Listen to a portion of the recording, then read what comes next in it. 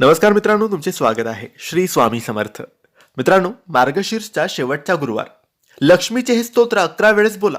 लक्ष्मी एवढे धन देईल की तुम्ही सांभाळू शकणार नाही. तुम्हाला सगळ्यांना माहीत असेल की 18 डिसेंबर 2025 या दिवशी मार्गशीर्ष महिन्याचा शेवटचा गुरुवार आहे आणि याच दिवशी मार्गशीर्ष महिन्याचा शेवटचा गुरुवार तर आहेच, शेवटचा दिवस सुद्धा आहे.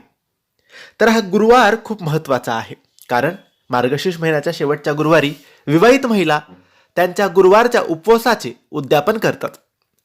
इतर विवाहित महिलांना घरी बोलावून त्यांचे ओटी भरली जाते, त्यांना वाण दिलं जातं, त्यांचा पाहुणचार केला जातो. परंतु या दिवशी आपण उद्यापन करा, ओट्या भरा, त्यासोबतच लक्ष्मीचे एक स्तोत्र आहे, त्याचे वाचन तुम्हाला करायचे आहे. आता हे वाचन तुम्ही सकाळी केले तरी चालेल, संध्याकाळी केले तरी चालेल. तुमची पूजा मांडणी तुम्ही केली असेल तर त्या मांडणी समोर तुम्ही हे वाचन केले तरी चालेल, किंवा लक्ष्मीच्या मूर्तीसमोर, फोटोसमोर, देवघरासमोर बसून केले तरी चालेल. मनात श्रद्धा, विश्वास आणि भाव ठेवून तुम्हाला हे वाचन करायचे आहे.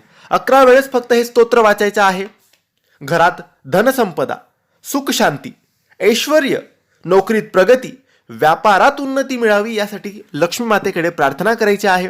दूध साखरेचा किंवा खिरेचा नैवेद्य लक्ष्मी मातेला दाखवायचा आहे.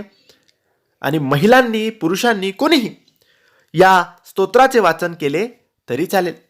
परंतु घरातली जर विवाहित महिला असेल किंवा अविवाहित महिला असेल, कारण ती महिला त्या घराची लक्ष्मी असते, तिने केलेले प्रत्येक काम, प्रत्येक उपाय हे त्या घराला पुढे घेऊन जाणारे, त्या घराचे भाग्य बदलणारे असते.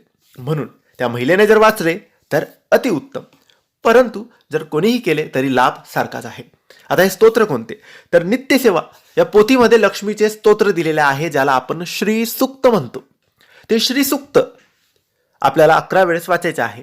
आपण भरपूर वेळेस चूक करतो की फक्त एक वेळेस वाचतो. नाही, तुम्हाला गुरुवारच्या दिवशी, या शेवटच्या गुरुवारच्या दिवशी 18 तारखेला ते 11 वेळेस वाचायचं आहे.